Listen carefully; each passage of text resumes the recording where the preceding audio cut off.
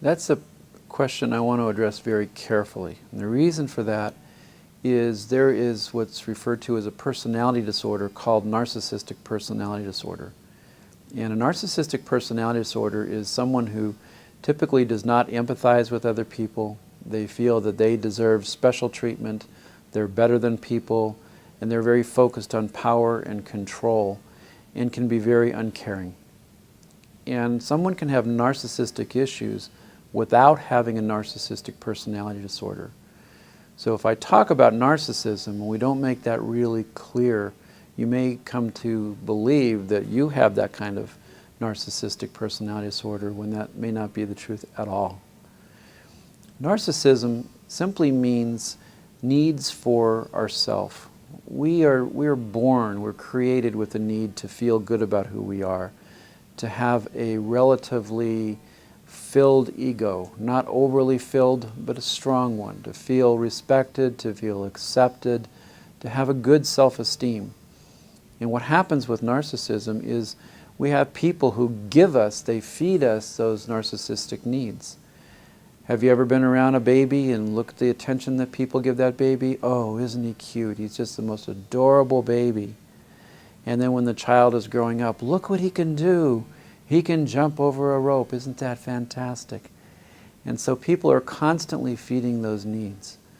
And as we grow up, if we're given those needs, if those needs are met appropriately, we become satisfied and we become basically full and feel good about who we are. That doesn't mean we stop having those needs for validation. We all do. We need to have people let us know that they appreciate us, that they respect us, that they accept us, that we're part of the group. Those are important things. But what happens when someone is wounded very early on in that area, they're either not given those needs. People don't give them those types of your wonderful messages, your special, your important messages. Then they can develop a hole in their ego.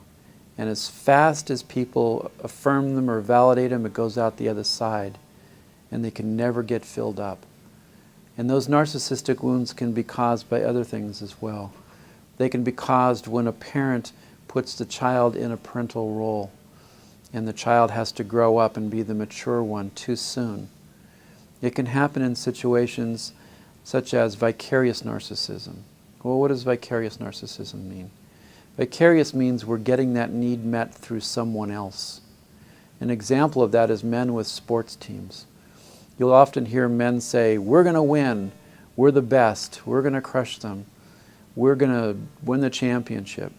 When the truth is, we're not playing. These other people are playing, I'm just watching them. But I get my needs met through that team. And what happens then is when the team loses, we experience rage. And in this case, the team is the narcissistic provider. They're the ones who are supposed to make me feel good about myself, to fill my need for validation and acceptance and respect.